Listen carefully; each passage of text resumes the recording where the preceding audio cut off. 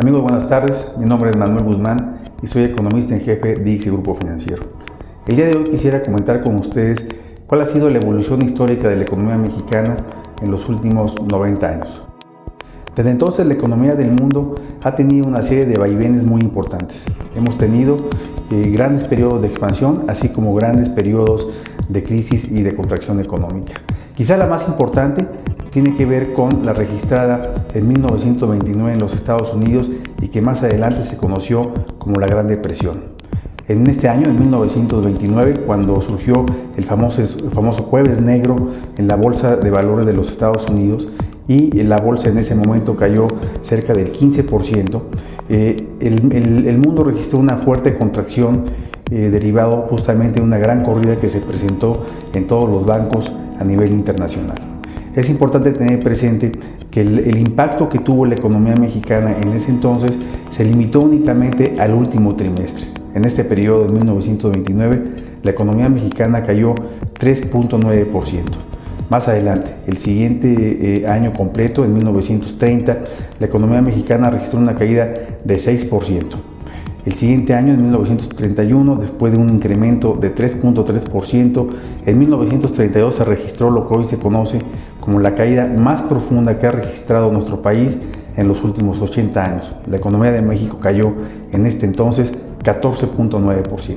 Más adelante, en la década de los 50 y los 60, la economía mexicana registró un periodo conocido como de desarrollo estabilizador. En estos 20 años, la economía mexicana logró una gran estabilidad y un crecimiento promedio cercano al 8%.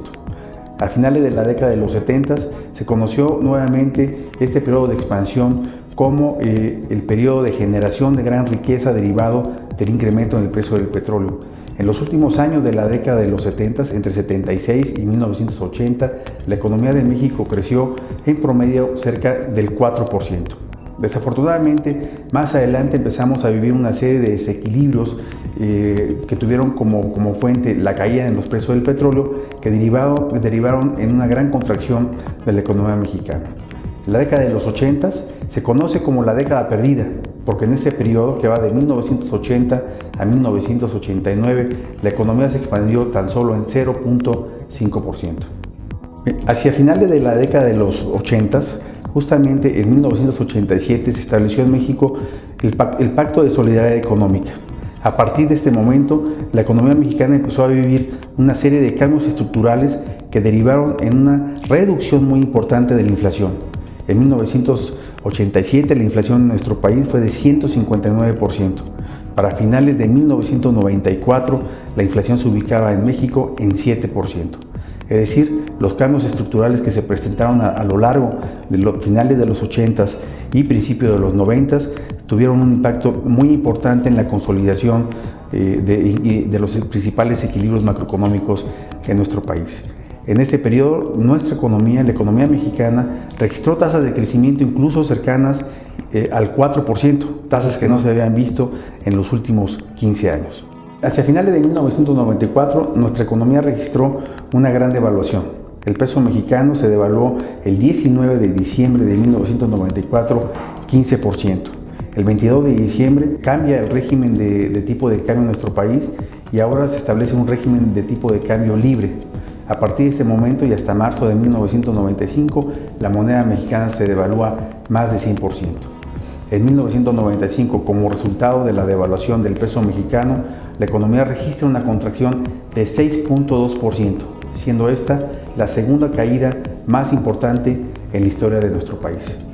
En este año, en el 2009, es altamente probable que la economía nuevamente se contraiga a niveles cercanos a 6%. Esta dimensión histórica nos permite precisamente evaluar la profundidad de la contracción que tendrá México y el mundo como resultado de la crisis hipotecaria en los Estados Unidos. Estamos hablando pues de que esta podrá ser la tercera caída más profunda en los últimos 80 años en la historia económica del mundo. La gran diferencia entre esta crisis y la crisis de 1995 es que en la de 1995 el origen de la crisis mexicana fue doméstico, es decir, fue gracias a esta gran devaluación que tuvo el peso mexicano frente al dólar que se derivaron otros desequilibrios macroeconómicos, entre ellos la contracción de la economía mexicana. En esta ocasión, el impacto de la crisis no viene por fuera. Es decir, el origen es los Estados Unidos a través de la crisis hipotecaria, se deriva en una crisis financiera y finalmente en una crisis económica de alcance mundial. La buena noticia es que hemos empezado a ver en las últimas semanas una serie de indicadores económicos, tanto en Estados Unidos como en México, que apuntan hacia una estabilización de la crisis a nivel mundial, de manera tal que es posible anticipar que hacia finales de este año, sobre todo la economía de los Estados Unidos empieza a registrar tasas de crecimiento positivas.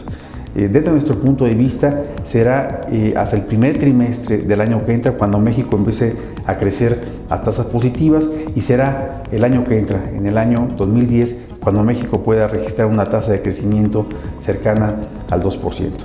Es muy importante estar al pendiente de todos estos indicadores que hemos comentado con ustedes a lo largo de estas cápsulas. Lo seguiremos haciendo y le daremos detalles de cuál es la evolución que tiene la economía mundial y la economía de México en las siguientes cápsulas. Muchas gracias, buenas tardes.